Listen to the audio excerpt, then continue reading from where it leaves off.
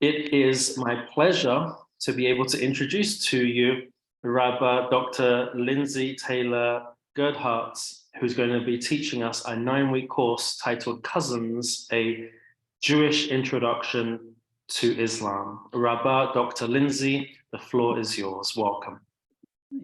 Well, thank you so much. That's a very kind and flattering introduction. I hope I live up to it. So yes, we're going to be looking at different aspects of Islam. What I usually do is I pause at various places in case people have any questions, and please feel free. It's probably easiest to put them in the chat because then I can see if people have asked the same thing twice, and so maybe deal with them in groups. So do feel free, please, to put any questions you have as we're going on, and I'll try and pause and catch up on those questions as we go. So the first thing we need to say is to acknowledge the difficulty of learning about other religions and the baggage that we come with, the legacy of history. We have sometimes seen Muslims and Jews coexisting, notably in what's often called the Golden Age of Spain.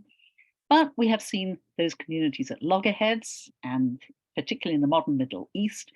There are things like media distortions, there are our own stereotypes to deal with, and it can be a little challenging to breaking out of this sort of relationship with other religions, including our very natural tendency to regard those other religions as monolithic and unchanging, which is something that we know is not true about Judaism, but it's very easy for us to assume that about other religions, especially if we don't know much about them.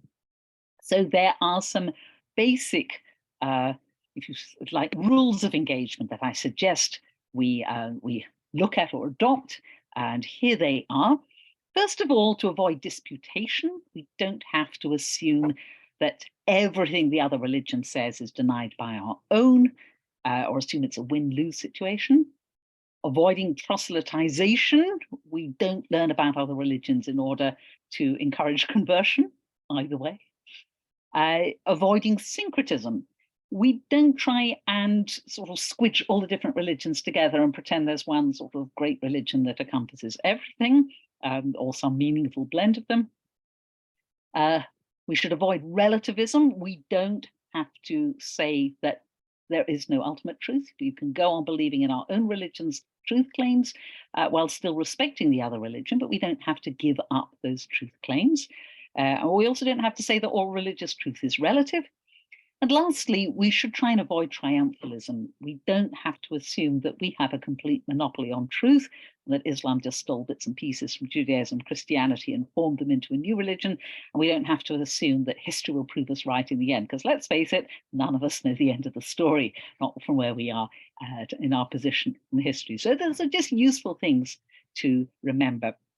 And I also want to just read this passage from Reuben Firestone, who wrote an excellent book called An Introduction to Islam for Jews that I highly recommend. And he writes very perceptively, one of the reasons that religionists tend to think negatively of other religions is that they employ different methods for judging their own religion than they use to judge the religion of the other. Jews and Judaism have often been victimized by this problem over the ages, as the ignorant or enemies try to prove that Judaism is a primitive or even evil religion. The simplest way this false comparison is made is to compare the best of one religion with the worst of another.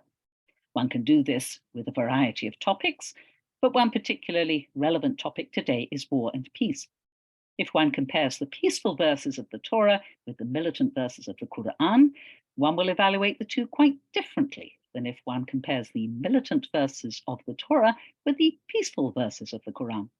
It's important to compare fairly, not to compare in order to score points. So I'm just doing this preamble because this does sometimes come up, and sometimes people do feel a little bit defensive, or that they're wrong, we're right, or whatever. But so it's just good to be aware of these tendencies within ourselves and to try and be as fair as we can. Okay, so we're going to look in this session about the beginnings of Islam. We'll get about just over halfway through the life of Muhammad. And it's important to say, first of all, that even more than with Christianity, for instance, we are totally reliant on Muslim sources for the history of the origins of Islam and the life of Muhammad. We don't have any evidence from outside Arabia as to what was going on within Arabia, certainly anything that mentions Muhammad or the beginnings of Islam at that time. There's very little even from Arabia about anything at that time. So the first and most obvious source is the Qur'an itself, the sacred book of Islam. So just to give you a very quick introduction to the Qur'an, and we'll come back and do a whole session on the Qur'an later on. It is written in Arabic. It consists of 114 surahs or chapters. A surah is very cognate to the Hebrew word surah, a shape or a form. And each of those surahs is made up of verses. They're called ayat in the singular ayah, and that is cognate to the Hebrew word ot, otiot, signs. It is, however, very different from both Jewish and Christian sacred scriptures because it doesn't tell you stories, or occasionally stories come up, but they tend to be summaries of stories and not blow-by-blow accounts. And the Quran is not arranged chronologically. It wanders backwards and forwards and round in a manner much more reminiscent of the Talmud, actually. Muslims believe it was revealed to Muhammad bit by bit between the years 610 and 632 CE. Muslims also believe it was collected after Muhammad's death and that the text was standardized by a later leader, the Caliph Uthman, and you hear talk of the Uthmanic recension. There is some academic doubting of this, but that is certainly what Muslims believe. And the earliest surviving manuscripts of the Quran date from before 750 CE. They were recently found in Yemen, and they're slightly controversial because there were one or two differences here or there. And the earliest quotations from the Quran anywhere in the entire world, amazingly, are on Dome of the Rock, which dates from 690. So as Muhammad himself died in 632, that's pretty early on for a quotation of the Quran. So the problem with the Quran as a source of early Muslim history is it doesn't tell you the story. It doesn't tell you what happened.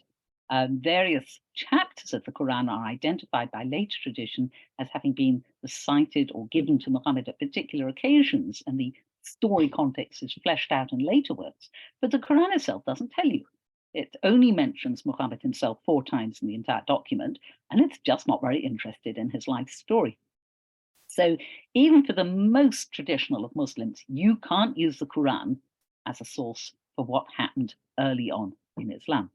So where do all the ideas about that, where do the information we do have about that, where does it come from? It comes from one particular book, Ibn Ishaq's Sirat Rasul Allah, the life of the Messenger of God, which dates from the mid-8th century. So if Muhammad dies in 632, this is well over 100 years after he dies. And this, we know there were other biographies of Muhammad, but they haven't survived. But or the ones that were contemporary haven't survived. There are later ones that are based on the Ibn Ishaq's book. So it's the fountainhead of all later ideas about what happened in the early years of Islam. However, we don't have the original version. We have a much later version that was edited by somebody called Ibn Hisham, who tells us he edited the original version, and we don't have what Ibn Ishaq actually wrote. So we have a version of a version that was written down about 100 years, 150 years after Muhammad died. What Ibn Ishaq, the original author, used was oral material, hadiths, traditions that were passed down, and Islam has a huge science of hadiths. It records not only the content of the tradition, but exactly who passed it down. Now, in Jewish literature, we have this to some extent. We might have Rav said, that Rabbi Yossi said, that something or other. In Islam, it'll go all the way back to the person who saw the Prophet Muhammad do something.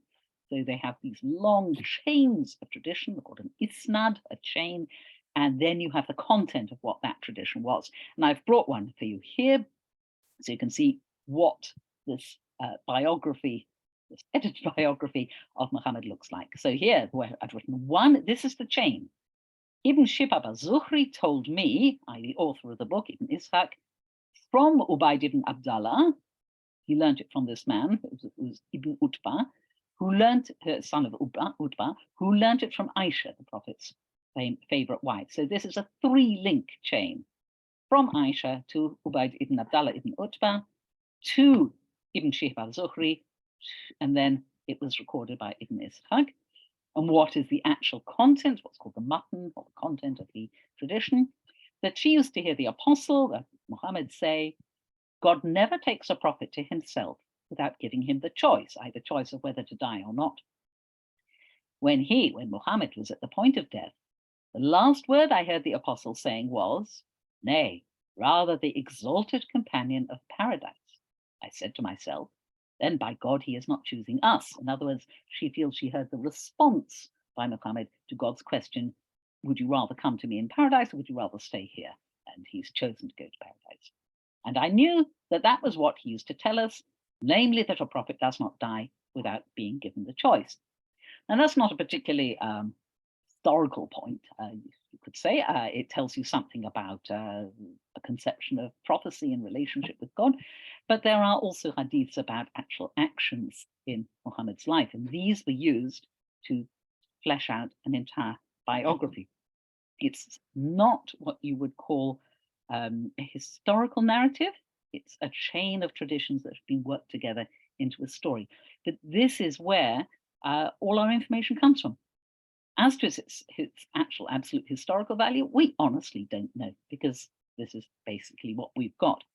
So the Quran is not much of a source for what happened.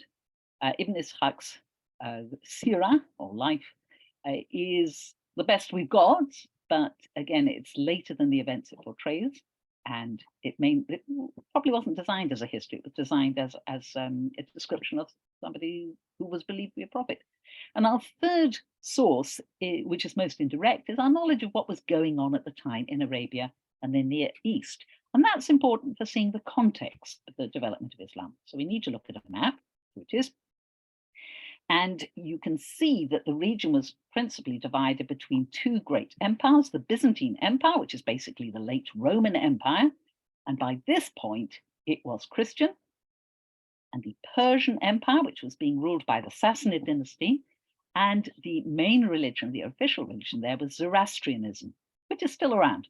The Parsis of India are Zoroastrians, and there are some Zoroastrians in Iran still. And these are the major influences at the time. And Zoroastrianism was a dualistic religion. It had a good god, Ahura Mazda, and an evil force, Ahriman, who were understood as locked in eternal combat. And it was all about light overcoming dark, or dark attempting to overcome light. So again, this, by the way, this is exactly the period when the Babylonian Talmud is being written. And we see in the Talmud traces of fighting against this dualistic view of things. And our rabbi is saying, no, don't adopt these Zoroastrian ideas. So we were reacting against Zoroastrianism at this time. If we look closely at what was going on, just to summarize it, late Rome, or the Byzantine Empire, was Christian, Orthodox Christianity, if you like, mainstream Christianity at the time. Lots of languages are being spoken: Greek in the east, Latin in the west, also Syriac, Aramaic, Arabic, and Coptic, which is the ancient language of Egypt. There were lots of minor religions, or heresies, as they were called by the ruling church: Monophysite Christians, Nestorian Christians, Coptic Monophysites, another form of Christians, lots of Christian groups and heresies, and Jews, who were the only other permitted religion in the empire. We won't get into why, but it's interesting.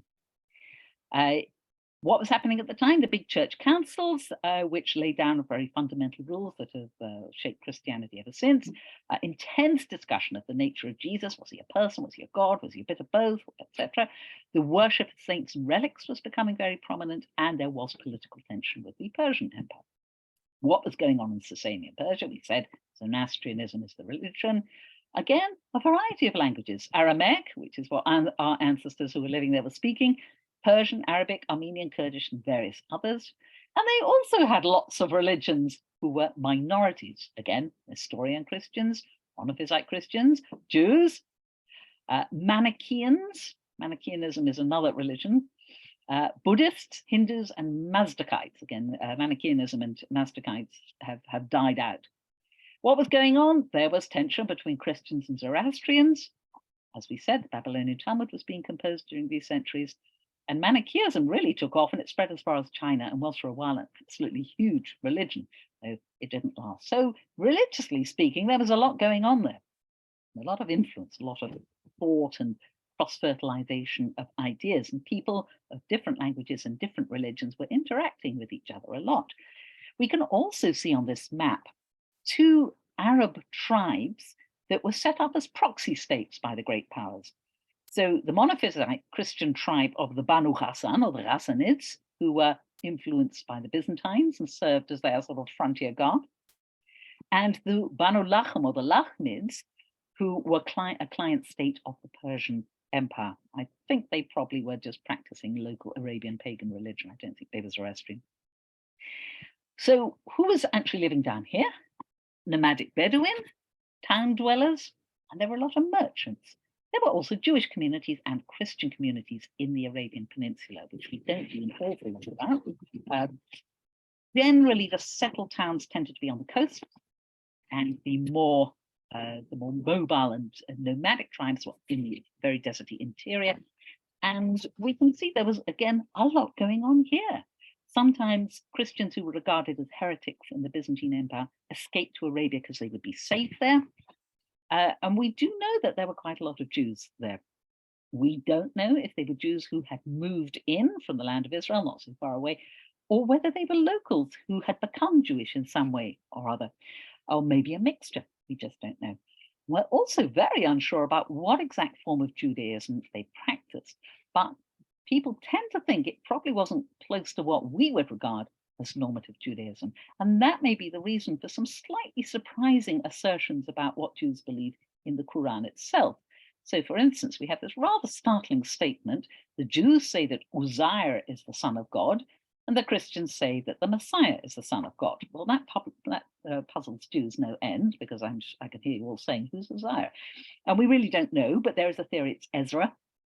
And some late Jewish apocalyptic writing does actually assign a near divine or angelic status to both Ezra and Enoch, another figure from the Bible. So maybe this is a reflection of a non-normative belief that was held by some Arabian Jews. We just don't know. Otherwise, it's very puzzling to think, well, what is this, what is being talked about here? But we know the local Jews were very like the people around them. They were organized in tribes, as everybody else was in Arabia. And so the tribes and clans, just like their Arab neighbors. And there was a Jewish kingdom in the south that you may never have heard of, but it actually existed. And it appears in various places, including Ibn Ishaq's biography of the Prophet Muhammad. And he preserves a tradition about its foundation. He says that an Arab tribal leader named Abu Karib Asad, who lived in the 4th to 5th century, from the southern tribe of Himyar, went off to the town of Yathrib, now Medina, to conquer it, but instead converted to Judaism after meeting some Jews who were living there. And we certainly know that in the time of Muhammad, there were Jews living there. So when this leader, Abu Karib, went back to his own area, this is what Ibn Ishaq says happened, his countrymen, the Himyarites, blocked his path, saying, "You will not enter Yemen because you left your religion." Then he invited them to his religion, Judaism. So they said, "Let's test it by the fire." He agreed. There was a custom in the Yemen that a fire would judge between them when they had their differences. It would consume the guilty and let the innocent go unharmed. So the Himyarites went forth with their idols and their religious objects, and the 2 Jewish leaders came forth with their sacred texts hanging like necklaces from their necks. Is this a reference to tefillin? Not clear. They stopped where the fire would blaze out. When it blazed forth, the Himyarites were terrified and withdrew, but their comrades held them back and commanded them to be patient. So they held their ground until the fire consumed their idols, their offerings, and those who carried them. The 2 Jewish leaders then came out with their scripts hanging from their necks. They are possible to fill in, we don't know. Their foreheads sweating, but otherwise unharmed. So the Himyarites took on his religion from then on, and this is the origin of Judaism in the Yemen. Now, it's not clear how historical that is or not, but it certainly is evidence that Ibn Ishaq felt that the presence of a Jewish kingdom in the Yemen needed to be accounted for. And Abu Karib, the original Jewish king, his son Yusuf became a great warrior, and he ruled Yemen for about 38 years in the mid-6th century. He repelled an invasion of Christian Ethiopians.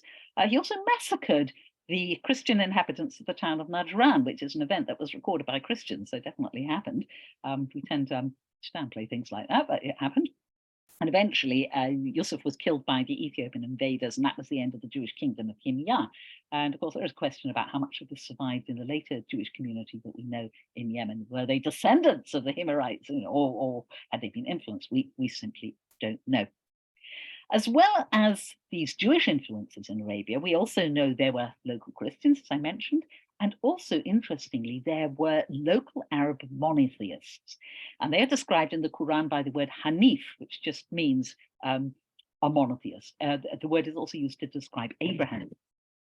And during Muhammad's lifetime, there was another monotheistic prophet called Musaylima in a region known as Yamama, which is a bit north of Yemen.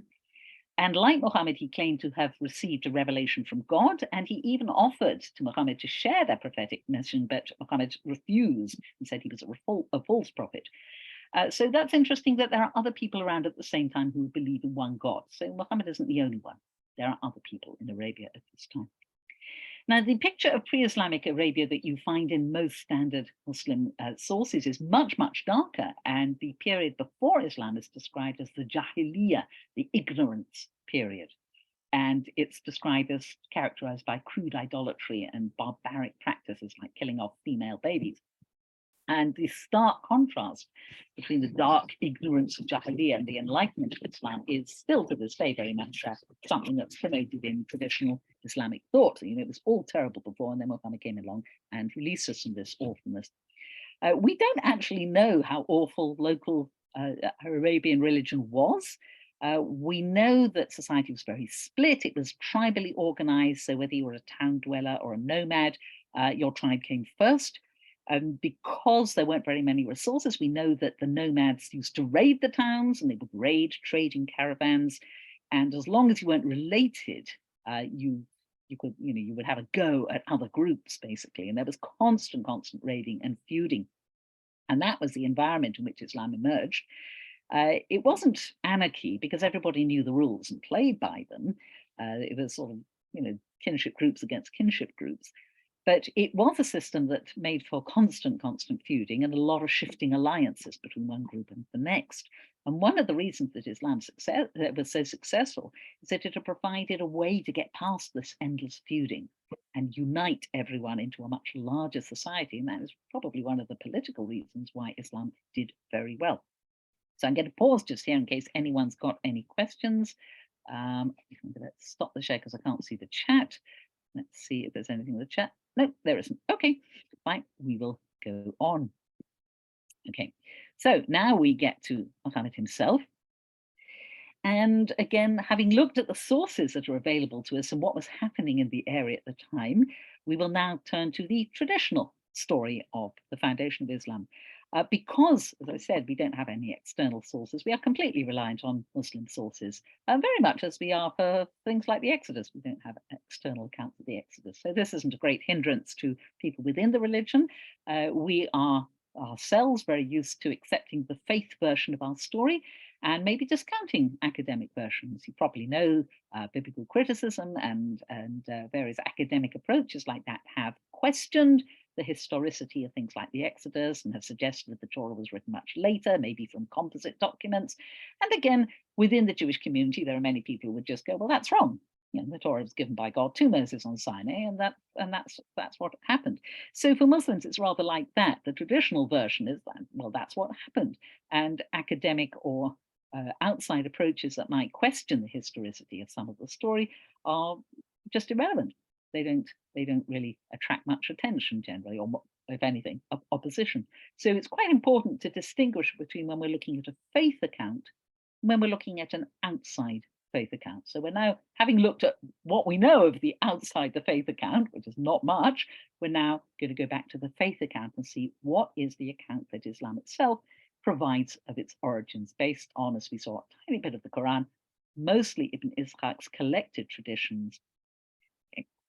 So it's important to note that Muslims don't see Muhammad as an innovator or as the founder of a new religion. For them, there was always the religion of God, the pure monotheism, and that was followed by Adam and Noah and all the prophets. But over time, it had become corrupt and been overlaid by idolatry and all its associated evils. So they see Muhammad as coming to renew clean up and re-proclaim this original true religion. And this is why they see him as the last in this whole chain of prophets that include many people we know from the Tanakh: Adam, Noah, Abraham, Ishmael, David, also from the New Testament, John the Baptist and Jesus, and some local Arabian prophets that nobody knows anything about because we only know about them from the Qur'an. So there's one called Hud, for instance, who doesn't appear anywhere else. And you can see this reflected in this quote from the Qur'an, as it's in the 2nd chapter. Say, we believe in God and in what was brought down to us, and what was brought down to Abraham and Ishmael and Isaac and Jacob and the tribes, that's the tribes of Israel, and what was given to Moses and Jesus, and what was given to the prophets from their Lord. We do not distinguish between any of them. We are submitters to him, i.e. to God. And this brings up a question about the word Muslim, which means somebody who submits.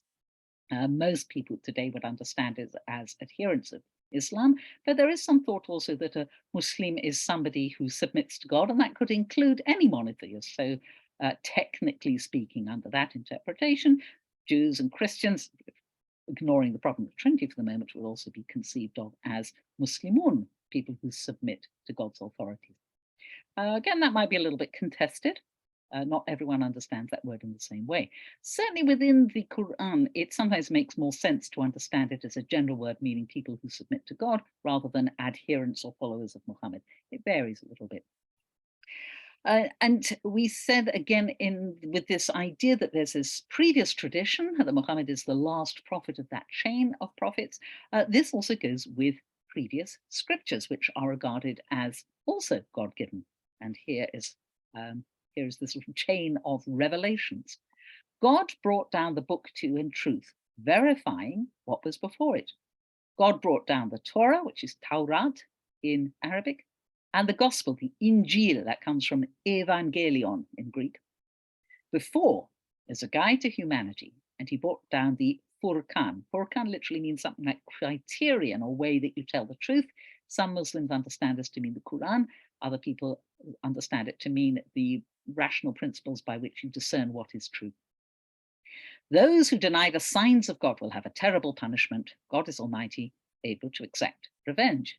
So, technically, Islam recognizes previous scriptures, monotheistic scriptures, as valid. Now, that may not work out always in practice because there is also, I wouldn't say universal, but there is a tendency among some Muslims to say, yes, well, the original Torah is perfect, but you messed with it.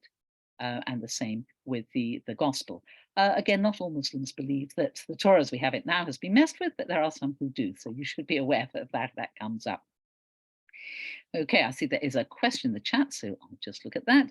How to explain that so many archaeological finds in Israel that corroborate some of our past and other time of Muhammad's much later, more modern time, more modern techniques? Find this very curious. Well, not really, because the archaeological finds in Israel really only work from about the 8th century onwards. And before that, you know, there's very, very little archaeological evidence, and much of it very questionable and very, very subject to the interpretations that are put on it. So we can't go all the way back. There isn't absolutely no archaeological evidence of the Exodus. I'm terribly sorry to say, but you know, we don't have it. Also, the land of Israel has been intensively excavated and examined from the 19th century onward. Not very much archaeology has been done in Saudi Arabia. There's some, especially down the south, but you know, I should think something like 5% of the number of digs that have been undertaken in Israel have been undertaken in Saudi Arabia. So it's very difficult to know if there is archaeological stuff there that might actually clarify things. And as always with any holy site, if you really want to dig them up to find their prehistory, you can't dig them up because they're a holy site. So, you know, nobody's going to dig up the Kaaba, like nobody's going to really try digging up the Temple Mount either. But so it's, again, we need to distinguish between the outside view and the faith view. Muslims would take it quite badly if you say, well, I just think Islam is Muhammad's sort of mishearing of Jewish traditions, and vast amounts of the Midrash appear in Qur'an, which is true.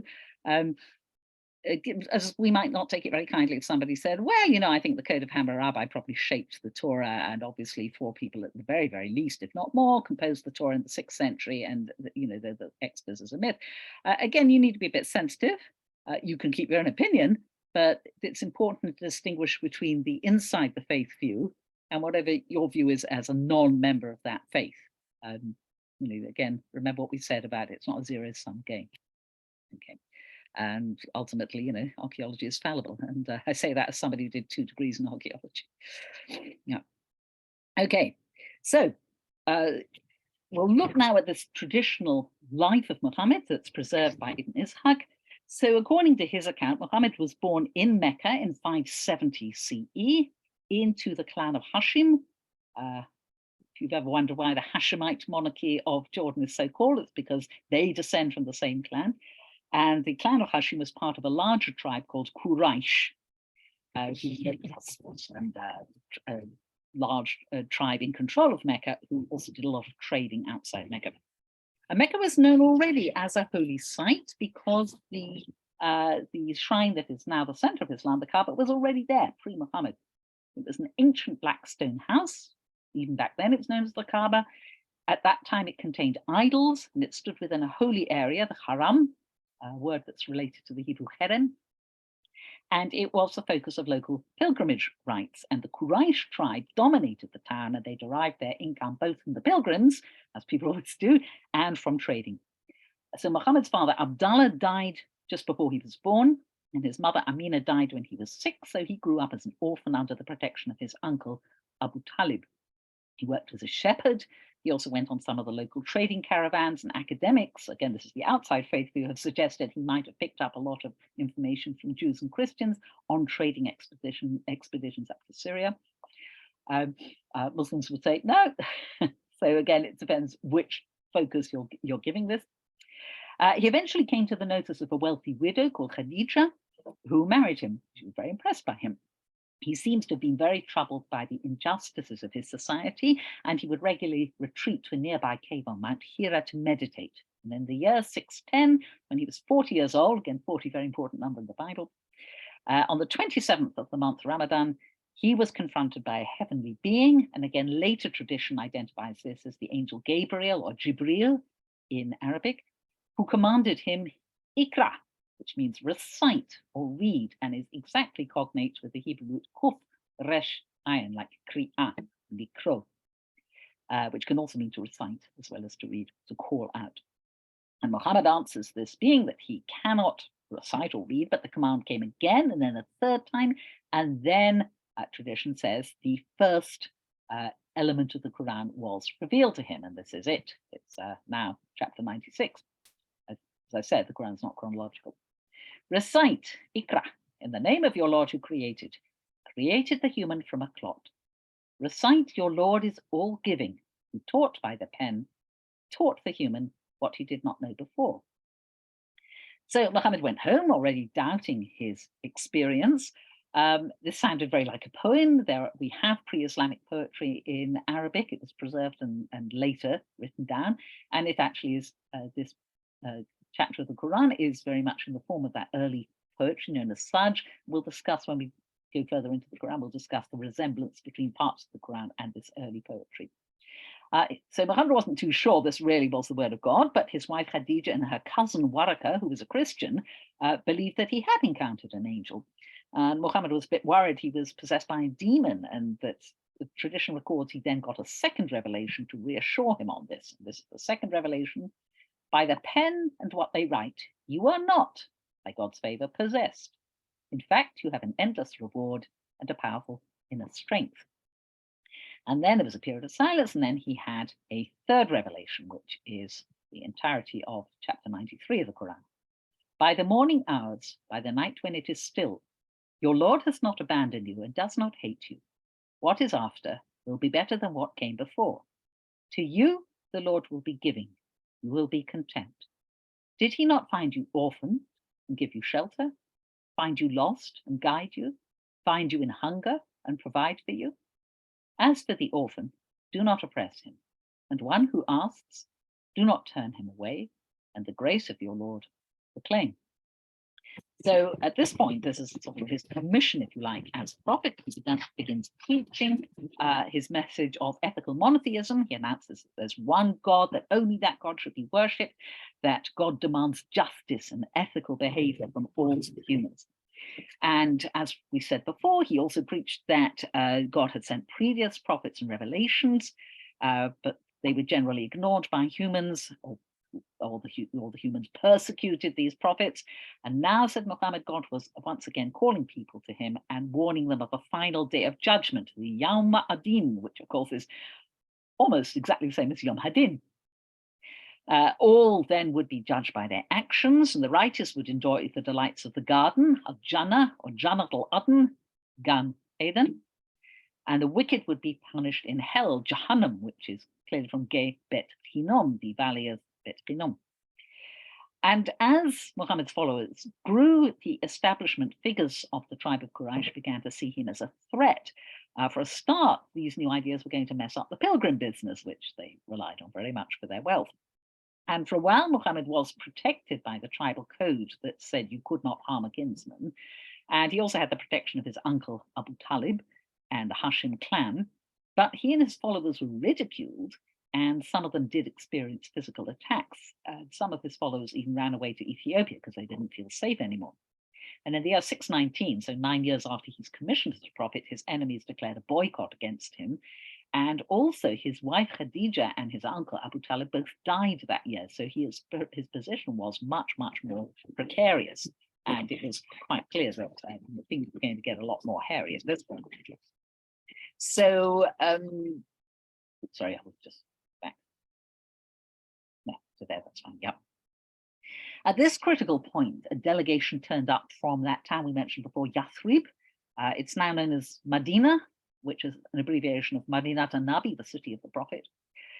And Yathrib was in an oasis and settled by several tribes, including several Jewish tribes, interestingly. And two of the tribes, I think not the Jewish ones, were engaged in a major feud, a very destructive blood feud with people being killed on both sides. And the inhabitants of Yathrib asked Muhammad to come and sort this out, because obviously he had a reputation as somebody who was a peacemaker and an arbiter. And after a couple of years, as the situation in Mecca got worse and worse, Muhammad agreed, and he moved to the city of Yathrib in the year 622. And this is an event known as the Hijrah, or the migration. And it's seen as a turning point in Muhammad's life, and it's used as the basic date for the Muslim system of counting years, which, in case you didn't know, is called Anno Hegirai in Latin, the year of the Hijrah, or AH, as opposed to AD, Anno Domini.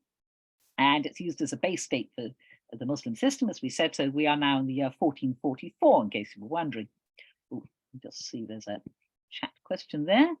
I've told Medina was named because of the population. No, Medina in Arabic just means city, not state as it does in Hebrew. So Madinat an-Nabi means city of the prophet, and that's why the name was changed from Yathrib. I have no idea what Yathrib meant, if it meant anything at all. Okay. It wasn't particularly big by our standards. I mean, it would be a major town of ancient Arabia, but you're talking hundreds, maybe a couple of thousand, nothing that we'd recognize now. So you had nothing to do with the Hebrew word Medina. It's the same word in Arabic pretty much, and that's why it's the same root. It's the same root, and it means state in Hebrew. But you get this a lot. Like lachem is the same, means meat in Arabic and bread in Hebrew. Because they're cognate languages, they have roots that sometimes that start out the same, go in slightly different directions. Sounds good. So it is related to Hebrew, but it's got a different. It's not, but it's not because the Jewish community named that city or something. It's very much standard word to say for town in Arabic. If you do Arabic 101, one of the first words you'll learn is Madina, a useful word. Okay, so in Yathrib, or modern Medina, Muhammad managed to bring peace to the warring factions. He reformed the idea of social responsibility, and he, for the first time, started creating a social unit that was bigger than the tribe, which was a heck of an innovation in Arabia at that time. And this change is embodied in a document known as the Pact of Medina, or the Constitution of Medina, Dustur al-Medina. It constituted a formal agreement between Muhammad and all the various important tribes and families of Yathrib, and they included his Muslim followers, we'll call them Muslim because that's what they are beginning to be known as, the Jews and the pagans. They were to form a single unit, an ummah, which is cognate to the Hebrew ummah. Ummah means community, just as ummah in Hebrew means a nation, like ummot ha'alam, the nations of the world. Again, that's a really close root. a community or a confederation, perhaps, and they were to unite against outside enemies. Now, we have this preserved again by Ibn Ishaq. We don't have any original copies, so again, we're taking it on trust that something like this is what it was. So let's have a look at that. This is a document from Muhammad the Prophet governing the relations between the believers and Muslims of Quraysh and Yathrib. Quraysh is the tribe from Mecca, Yathrib is the local people, and those who followed them and joined them and labored with them. They are one community, one ummah, to the exclusion of all men. The Quraysh emigrants, the people who left Mecca, according to their present custom, shall pay the blood payment within their number. That's if somebody gets killed, the relations of the killer have to pay a blood fine. That was absolutely standard in contemporary society. And they shall redeem their prisoners with the kindness and justice common about believers. In other words, somebody raids you, you buy back your prisoners. That's what you do for your group. The Banu Auf, another tribe, according to their present custom, shall pay the blood payment they paid in the Jahiliyyah in the pre-Islamic period. Every section shall redeem its prisoners with the kindness and justice common among believers. The Banu Sada, the Banu Tariq, the Banu Jusham, the Banu Najm, likewise, all different tribes living in Medina. The God-fearing believers shall be against the rebellious or him who seeks to spread injustice or sin or enmity or corruption between believers.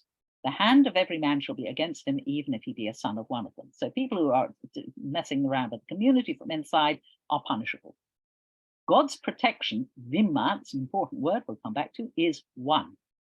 The least of them may give protection to a stranger on their behalf. So there is this a custom again in pre-Islamic Arabia where you can extend your tribe's protection to a client, to somebody with whom you have some sort of relationship, and then you avenge them as though they are a relation. So that deters people from attacking them.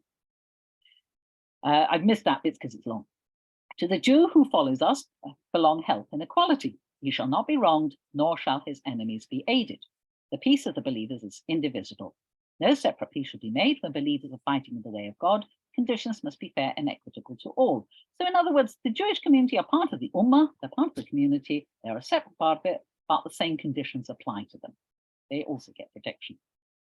The Jews of the Banu Auf are one community with the believers. The Jews have their religion and the Muslims theirs.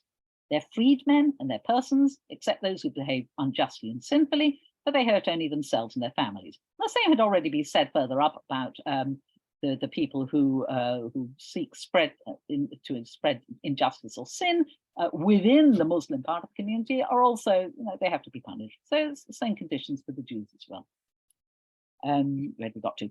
The same applies to the Jews of the Banu Najm, Banu Harith, Banu Sa'd, Banu Jusham. So there's either separate Jewish tribes or it's Jewish communities associated with these tribes.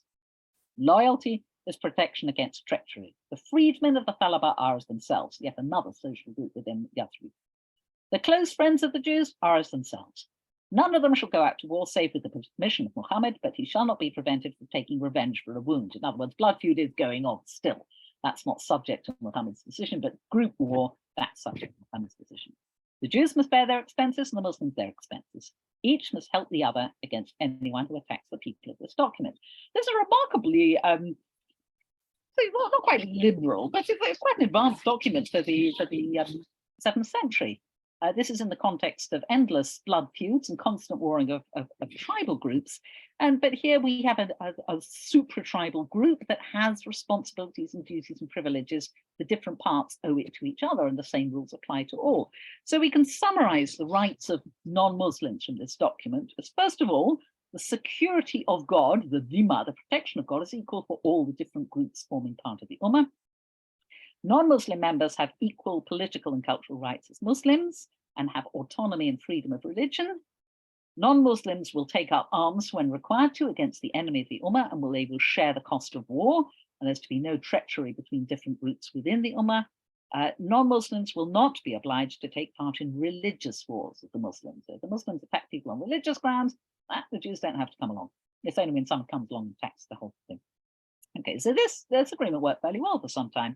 Not everyone in Medina was convinced that Muhammad was a prophet at all. Certainly the Jews weren't, and there were pagans as well who weren't convinced. But the large population, which of course had been swelled by Muhammad's followers from Mecca, couldn't really be sustained by the very poor chances of local agriculture, and resources were very, very scarce. So Muhammad turned to a traditional situation, raiding outsiders, because that's what he did in Arabia. So since all the local tribes were covered by this constitution of Medina, it had been expanded to people outside the town, and they were a single ummah, you had to go outside that if you were going to raid. And the obvious target was the trading caravans of his original tribe, the Quraysh. And in normal circumstances, Muhammad's tribal ties would have stopped him doing that. But let's face it, the Quraysh had thrown him out of Mecca, so I think he felt they were fair game. And in 624, Muhammad and his followers managed to capture a major caravan in what became known as the Battle of Badr. There's probably a couple of hundred people on each side of that.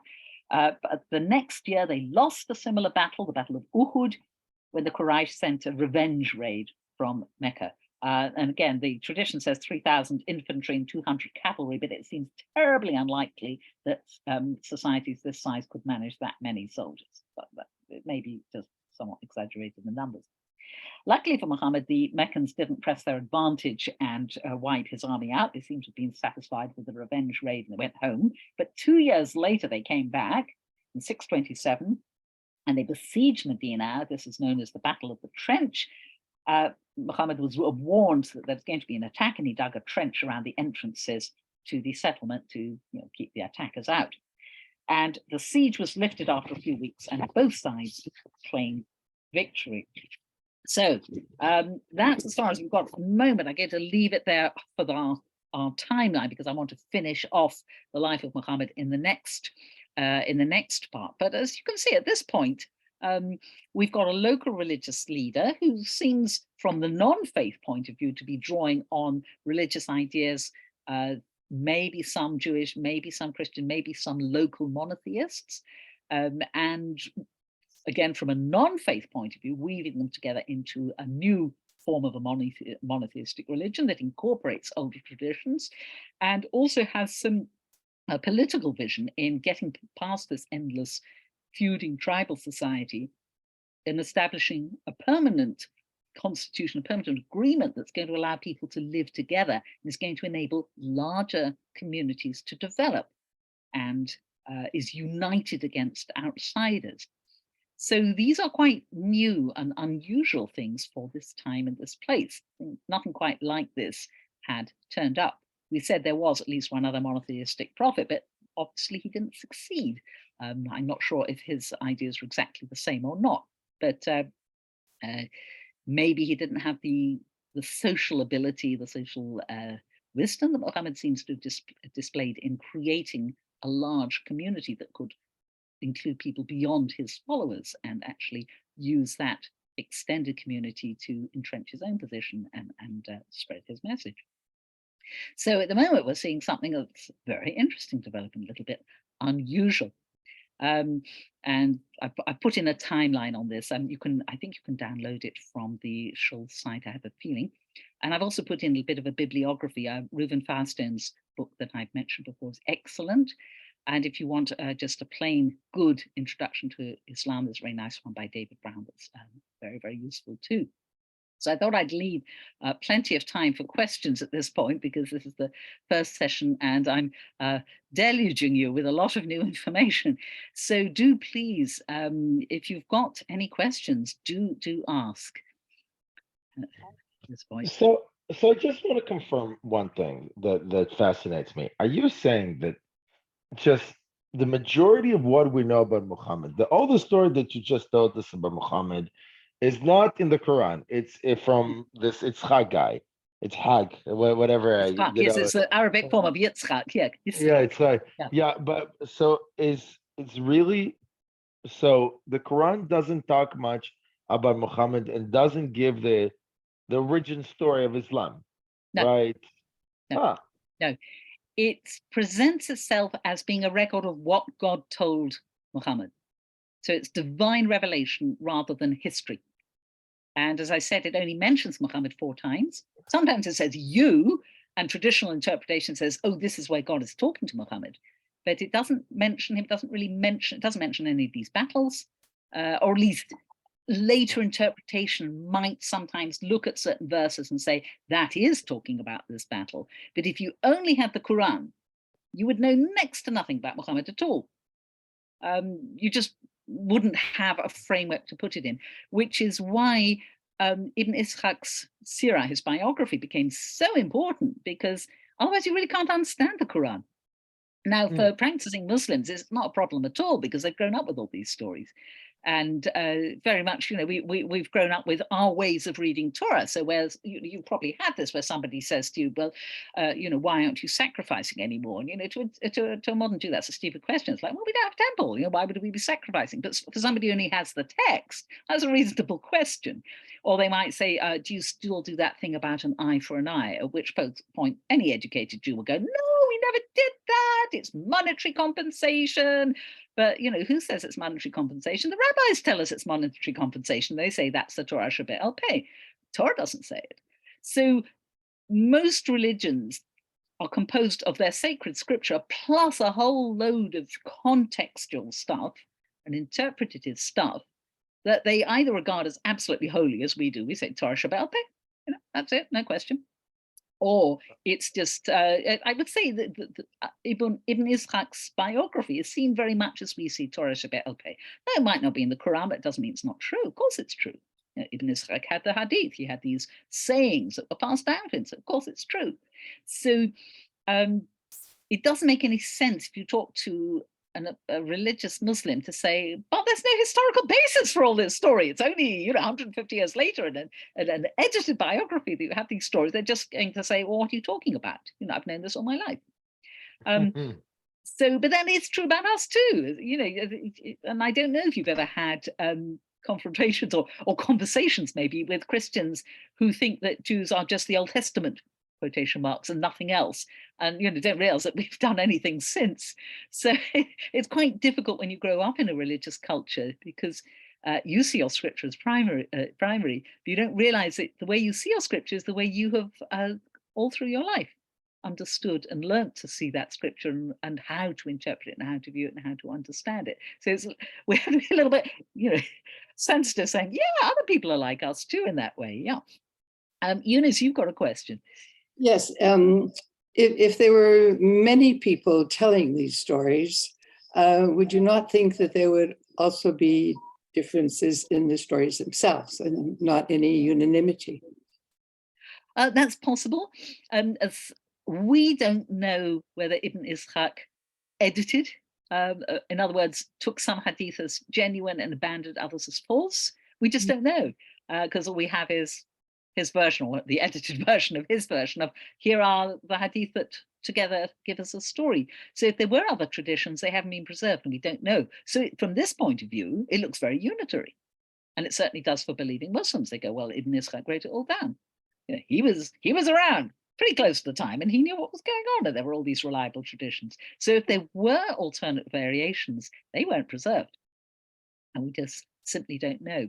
Another point is the Quran does refer to a lot of things from the Tanakh. It has the story of Joseph, or an abbreviated form. It constantly refers to Moses. It refers to all sorts of things we know from Tanakh, but in very piecemeal form. And it very, very often doesn't give the whole story. And it's a document that assumes you already know those stories. So, I've asked Muslim friends of mine, why doesn't it give the story? And say, well, this is part 3. You're meant to have read part 1 and part 2. You're meant to know those stories from the scriptures that contain them.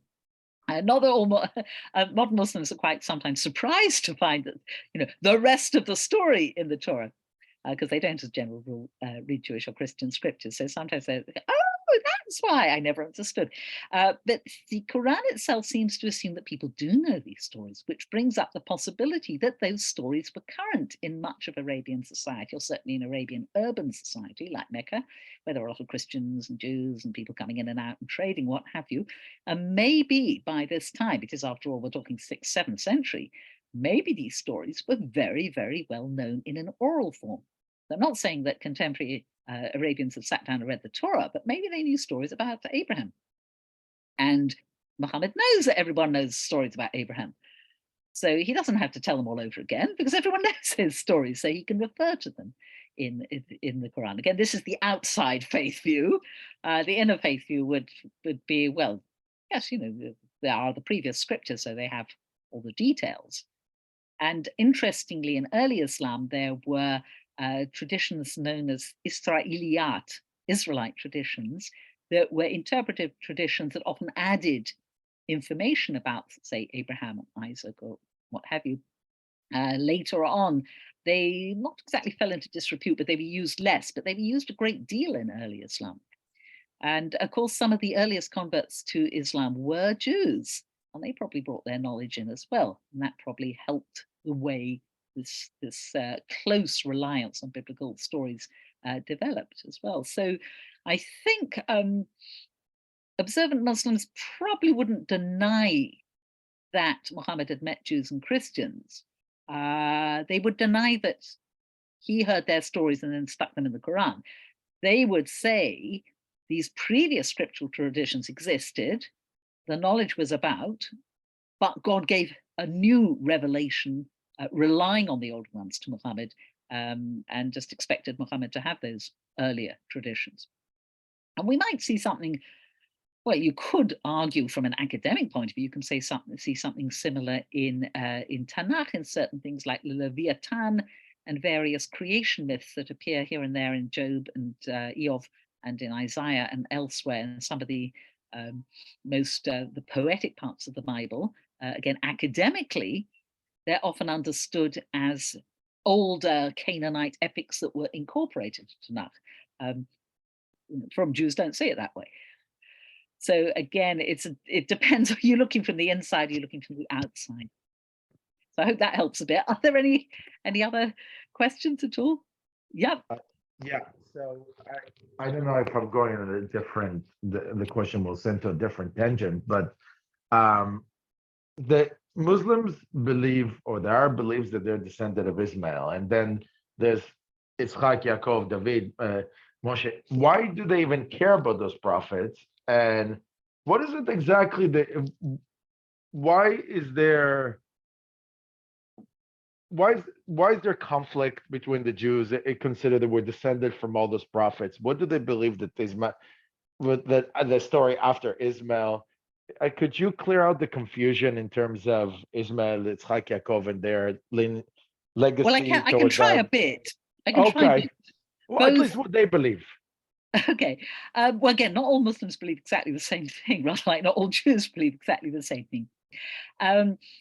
Because many of the stories figure in the Quran, it's obvious to Muslims that these are all very holy people and that they're prophets and that they are figures worthy of knowing about, and that they are bearers of this original monotheism, which sort of every now and then precipitates out in a scripture. So it precipitates out in the Torah. God reveals this version, then he reveals the New Testament for Christians, then he reveals the Quran, which is considered for Muslims, that's the last and the best one. It's volume 3 in it. It sort of rests on 1 and 2, but you don't need 1 and 2 because it's all in volume 3.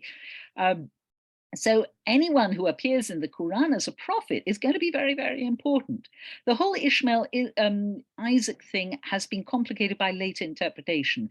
The story of the Akedah appears in the Quran, but the son is not named. It doesn't actually say in the Quran which son it was that Abraham almost sacrifices. Early Muslim commentary often thought it was Isaac. Later Muslim commentary tended to think it was Ishmael. And if you ask the Muslim in the street today, they'll say, well, it was Ishmael. Of course it was Ishmael. The Quran says so. And then you go back to the Quran and go, actually, it doesn't. So part of this emphasis on Ishmael is the result of later interpretation. I'm not even sure that the Quran actually says that that all the Arabs are descended from Ishmael. But as he becomes more important by means of interpretation, then there's a natural tendency to say, well, we are his descendants. And there's also a natural tendency, if you've got really holy people, you want to write them into your story. So for instance, Muslims believe that the Kaaba was set up by Abraham. And it's the original holy house, and it's the product of Abraham. And the idols were destroyed by were destroyed by Muhammad and his followers, but there had been no idols in there at the time of Abraham. So again, the story of Hagar comes in the Quran, or references to it, and the Hagar seeking water sort of happened at Mecca. So talking about purely academically, if you are religion 3 of a monotheistic sect, number 2, we all know, builds in number 1, okay? If you're number 3, how do you incorporate number 1 and 2? You don't want to say they're false because they all worship one God and so do you. You do want to say, I lay claim to 1 and 2's traditions, but mine is the fulfillment and the best thing. And that's really what Islam did. So it built on and incorporated in, academically speaking, again, Muslims wouldn't accept what I'm saying now, but from our point of view, it built in versions 1 and 2 so that they can then be seen as reinforcing and grounding super deluxe version number 3. So you can't afford to chuck it out. The Christians had the same problem. They couldn't chuck out the Old Testament because the whole story of Jesus relies on it. You know, if you haven't got a Messiah concept, then Jesus isn't very important, is he? And the Old Testament was seen as the precursor, again, as volume 1 to the even better volume 2. Jews don't have this problem because we're number 1, in chronological terms. We haven't got to incorporate people who come afterwards. It's like, well, why do we care about Jesus? He's nothing to us. Whereas for Christians, it's terribly important to incorporate David and all the rest of it, because that's a real scripture from God. And for Muslims, it's terribly important to incorporate first monotheism, second monotheism, because theirs is third. So in a way, that's why, again, from an academic outside point of view, that is why the Quran is very interested in biblical stories and makes use of them and weaves them into this perfect monotheism that has always existed and has gone up and down in its fortunes, but Muhammad has come to clear things up finally for everybody, so everyone knows how they should be worshipping God. Does that help? Not 100%, but maybe it'll become clearer as we go on. Because the challenge is that you made it very clear that they needed to integrate it. They had no choice, right? Christians in their holy book. What are they going to do with it? But Christians did a very smooth job into Jesus from Old Testament to New Testament, right? The Quran doesn't seem, and I'm very interested to hear more, but the Quran doesn't seem to have this smooth ride. There's this Abraham, Jacob, Moses, all Jews, right? And important. Suddenly, Jews are not really important, and so and Muslims, as we know, are the key component. So yeah, you also have to remember that Muslims don't really see Abraham and Isaac as Jewish. They see them as monotheists, as Hanif. How's it they possible? know they're written about in the Torah.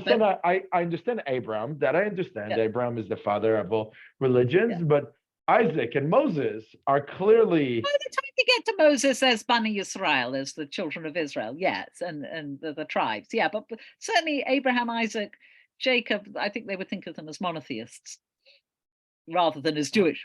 I mean, technically, they aren't Jewish. Jewish is a term invented from the that applies to Judean people, but they do consider Israelites or Hebrews. Israelites or Hebrews. I'm gonna suggest, Sharon, that we are one class in. We have a 9-class series. Sure. We're so fortunate, and I just want to thank you, Rabba, Dr. Lindsey, for your scholarship and your breadth. Because it is one thing to receive a program guide, it's another thing entirely to be able to listen to you. And it's a stunning breadth of knowledge that you have. And we are so appreciative for this first class. And I want to say thank you. Everybody, I'm sure you'll agree with me that we're in the presence of a real scholar. And if you enjoyed today, we invite you to return next Monday, as we'll be continuing with class 2. Class 2's topic is going to be Muhammad's later life to the early spread of Islam. And we'll be at the same time, and it'll be the same link. I will send out a reminder link once again next Monday.